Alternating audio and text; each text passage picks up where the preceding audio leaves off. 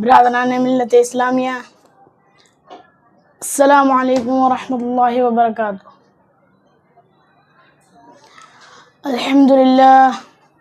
الحمدللہ رب العالمین والعاقبۃ للمتقین والصلاة والسلام علی سید المرسلین وآلہ وصحبہ اجمعین، اما بعد فاعوذ باللہ من الشیطان الرجیم، بسم اللہ الرحمن الرحیم۔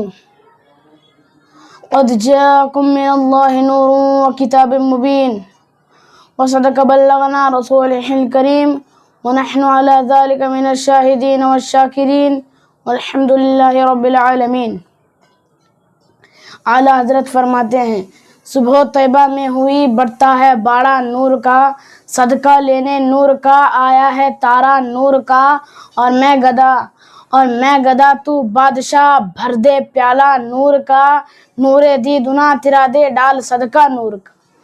تو ہے سایہ نور کا، ہر عضو ٹکڑا نور کا، سایہ کا سایہ نہ ہوتا نہ سایہ نور کا، تیری نسل پاک میں ہے بچہ بچہ نور کا، تو ہے عین نور تیرا سب گھرانہ۔ سب سے پہلے گنبد خضرا میں آرام فرمانے والے آقا و مولا حضور تاجدار مدینہ صلی اللہ تعالیٰ علیہ وآلہ وسلم کی بارگاہ بے کس پناہ میں صلاۃ و سلام کا نذرانہ عقیدت و محبت سے پیش کی جائے۔ پڑھے باواز بلند، اللہم صلی علی سیدنا و شفیعنا حبیبنا مولانا محمد بارک وسلم، صلو علیہ الصلاۃ والسلام علیک رسول اللہ صلی اللہ تعالیٰ علیہ وآلہ وسلم۔ حضرات گرامی، میں نے ابھی جس آیت کریمہ میں تلاوت کرنے کا شرف حاصل کیا ہے، اللہ رب العزت اپنے پاکیزہ کلام میں ارشاد فرماتا ہے، قد جاءکم من اللہ نور و کتاب مبین، یعنی تحقیق کے لیے آ گیا تمہارے پاس اللہ کی طرف سے ایک نور اور روشن کتاب۔ یعنی اس آیت مبارکہ میں اللہ تبارک و تعالی نے اپنے پیارے محبوب دانۂ غیوب احمد مصطفیٰ محمد مصطفیٰ صلی اللہ تعالیٰ علیہ وآلہ وسلم کو لفظ نور سے ذکر فرمایا ہے۔ یہ وہ نور ہے جو آفتاب و مہتاب کے نور سے بھی کروڑوں درجہ زیادہ روشن ہے، کیونکہ آفتاب کا نور ایک حد کے بعد گھٹنے لگتا ہے، مگر نور محمدی ہر آن دن دنیا رات چوگنا ترقی پاتا ہے۔ چنانچہ اللہ تبارک و تعالی خود دوسری جگہ ارشاد فرماتا ہے، وَالْآخِرَةُ خَيْرٌ لَكَ مِنَ الْأُولَىٰ، یعنی یہ محبوب آپ کی ہر آنے والی گھڑی پچھلی گھڑی سے بہتر ہے، یعنی دن بدن تمہارا نور مدار ترقی پا رہا ہے۔ اعلیٰ حضرت فرماتے ہیں، چاند جھک جاتا جدھر انگلی اٹھاتے محض میں، کیا ہی چلتا تھا اشاروں پر کھلونا نور۔ حضرات گرامی، ہمارے آقا و مولا حضور تاجدار مدینہ صلی اللہ تعالیٰ علیہ وآلہ وسلم کا وہ نور ہے جسے اللہ تبارک و تعالیٰ نے ہر مخلوق سے پہلے پیدا فرمایا ہے۔ چنانچہ حضور تاجدار مدینہ صلی اللہ تعالیٰ علیہ وآلہ وسلم خود ارشاد فرماتے ہیں، اول ما خلق اللہ نوری، یعنی اللہ تبارک و تعالیٰ نے سب سے پہلے میرے نور کو پیدا فرمایا ہے۔ ایک مرتبہ حضرت جابر رضی اللہ تعالیٰ عنہ نے حضور تاجدار مدینہ صلی اللہ تعالیٰ علیہ وآلہ وسلم سے سوال کیا، یا رسول اللہ، خدائے تعالیٰ جل شانہ نے سب سے پہلے کیا چیز پیدا فرمائی ہے؟ یہ سن کر اللہ کے پیارے محبوب دانۂ غیوب احمد مصطفیٰ محمد مصطفیٰ صلی اللہ تعالیٰ علیہ وآلہ وسلم ارشاد فرماتے ہیں، جب اے جابر سن، اللہ تبارک و تعالیٰ نے سب سے پہلے تمہارے نبی کے نور کو پیدا فرمایا ہے۔ اس وقت نہ لوح تھے، نہ قلم، نہ جنت تھی، نہ دوزخ، نہ زمین تھی، نہ چاند و سورج، نہ آسمان تھا، نہ کوئی فرشتہ، غرض کے کائنات کا کسی چیز کا وجود نہ تھا۔ حجت اللہ رب العالمین۔ حدیث مذکور سے معلوم ہوا کہ حضور تاجدار مدینہ صلی اللہ تعالیٰ علیہ وآلہ وسلم کا نور ہر مخلوق سے پہلے پیدا کیا گیا ہے۔ حضرت ابو ہریرہ رضی اللہ تعالیٰ عنہ فرماتے ہیں کہ ایک مرتبہ حضور تاجدار مدینہ صلی اللہ تعالیٰ علیہ وآلہ وسلم نے حضرت جبرائیل سے دریافت فرمایا ہے، جبرائیل تمہاری عمر کتنی ہے؟ یہ سن کر حضرت جبرائیل نے عرض کیا، یا رسول اللہ، مجھے یہ نہیں معلوم کہ میری عمر کتنی ہے، ہاں البتہ اتنا جانتا ہوں کہ چوتھے حجاب میں ایک چمکتا ہوا تارا جو 70,000 برس کے بعد چمکتا تھا، اسے میں نے 72,000 دفعہ دیکھا ہے۔ یہ سن کر حضور تاجدار مدینہ صلی اللہ تعالیٰ علیہ وآلہ وسلم نے یہ جواب دیا، وعزت ربی انا ذالک الکوکب، مجھے میرے رب کی عزت کی قسم میں ہی وہ تارا ہوں۔ حضرت جبرائیل نے سوچا تھا کہ آج میں بڑی لمبی عمر بیان کرنے جا رہا ہوں، مگر حضور تاجدار مدینہ صلی اللہ تعالیٰ علیہ وآلہ وسلم سے یہ جواب سن کر انہیں بھی معلوم ہوا کہ سرکار تو مجھ سے بھی پہلے کے ہیں۔ پھر ایک مرتبہ ذرا جھوم جھوم کر درود شریف پڑھ، اللہم صلی علی سیدنا و شفیعنا حبیبنا و مولانا محمد بارک وسلم، صلو علیہ الصلوۃ والسلام علیک یا رسول اللہ صلی اللہ تعالیٰ علیہ وآلہ وسلم۔ برادران ملت، ہمارا یہ ایمان و یقین ہے کہ حضور تاجدار مدینہ صلی اللہ تعالیٰ علیہ وآلہ وسلم نور علی نور ہے۔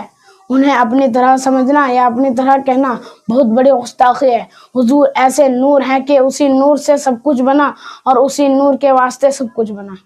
اسی لیے تو اعلیٰ حضرت عظیم البرکت مجدد دین و ملت الشاہ امام فاضل بریلوی رضی اللہ تعالیٰ عنہ فرماتے ہیں، وہی نور حق، وہی طلب رب ہے، انہی سے سب ہے، انہی کا سب، نہیں ہے ان کے ملک میں آسماں کہ زمین نہیں کہ زمان۔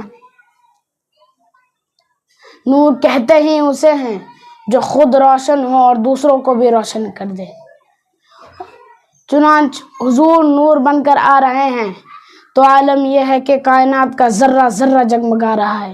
کسی نے کیا خوب فرمایا ہے، جہاں تاریک تھا ظلمت کدا تھا، شخص کالا تھا، کوئی پردے سے کیا نکلا کہ گھر گھر میں اجالا تھا۔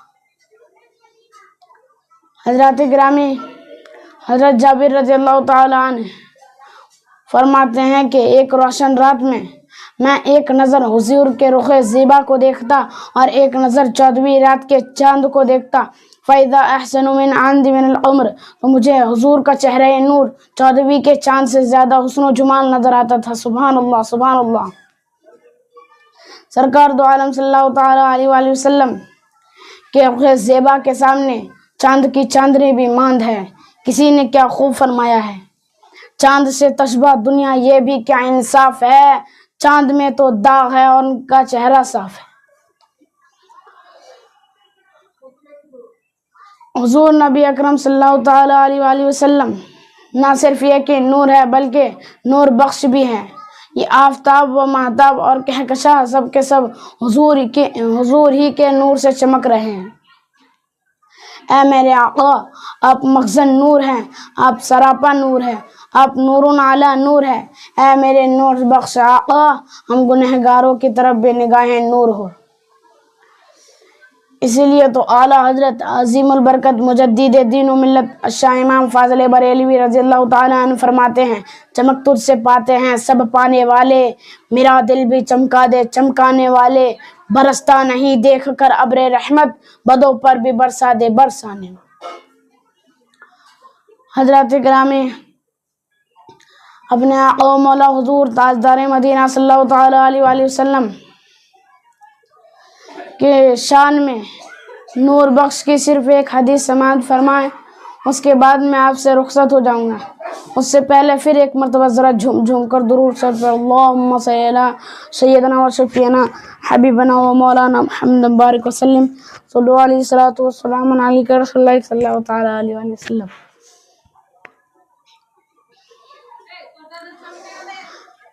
ایک دفعہ کا ذکر ہے کہ حضور تاجدار مدینہ صلی اللہ تعالیٰ علیہ وآلہ وسلم کے خدمت اقدس میں 2 صحابہ کرام حاضر ہوئے اور اپنی کسی حاجت کے لیے عرض کی اور باتیں ہونے لگی۔ رات زیادہ گزر گئی تھی اور دونوں صحابیوں کو اپنے اپنے گھر جانا تھا۔ چنانچہ رات بہت اندھیری تھی اور روشنی کا کوئی انتظام بھی نہیں تھا، مگر جب دونوں صحابہ کرام بارگاہ نور سے گھر جانے کے لیے اٹھے تو دونوں صحابی میں سے ایک صحابی کی لاٹھی چمکنے لگی اور راستہ دکھائی دینے لگا، تو دونوں صحابہ کرام اس ایک لاٹھی کی روشنی میں چلنے لگے۔ پھر جب ایک صحابی کی راستہ بدلا، یعنی وہ دوسرے طرف جانے لگے، تو ان کی بھی لاٹھی چمکنے لگی۔ پھر دونوں صحابہ کرام اپنی چمکتی ہوئی لاٹھی کی روشنی میں اپنے اپنے گھر پہنچ گئے۔ سبحان اللہ، سبحان اللہ۔ دیکھا آپ نے یہ بارگاہ نور کا فیض نور کے غلاموں کے لاٹھیوں کو بھی چمکا دیا کہ اس سیلاب نور سے لاٹھیاں بھی فیضیاب ہیں۔ تو پھر وہ جو لوگ حضور کے نور ہونے کا انکار کرتے ہیں وہ اپنی بدبختی پر ماتم کرے کہ جس کو انکار نور ہے وہ یقیناً صراط المستقیم سے دور ہے، کیونکہ بغیر نور کے بغیر منزل کے منزل تک پہنچنا ناممکن ہے۔ اللہ تعالیٰ کا ہم پر بہت بڑا فضل ہے کہ اس نے ہمیں نور ہی نور عطا فرمایا۔ ہمارا خدا بھی نور، ہمارا قرآن بھی نور، ہمارا اسلام بھی نور اور ہمارے رسول بھی نور، اور ہم مسلمان چنانچہ اپنے خدا، اپنے قرآن، اپنے مذہب اور اپنے رسول کو نور مانتے ہیں، اس لیے ہم مسلمان بھی نور ہوئے۔ خدا کا لاکھ لاکھ شکر ہے کہ اس نے ہمیں نوری بنایا، ناری نہیں۔ ارے ناری تو وہ ہیں جو خدا، قرآن، مذہب اسلام اور رسول کو نور نہ مانے۔ حضرات گرامی، اتنا عرض کرنے کے بعد اب میں اپنی گفتگو اس دعا کے ساتھ ختم کر رہا ہوں کہ اللہ تبارک و تعالی اپنے بارگاہ نور میں ہم سبھی مسلمانوں کو جگہ عنایت فرمائے اور ناریوں سے محفوظ رکھے۔ آمین یا رب العالمین، وآخر دعوانا ان الحمد للہ رب العالمین۔ السلام علیکم ورحمۃ اللہ وبرکاتہ۔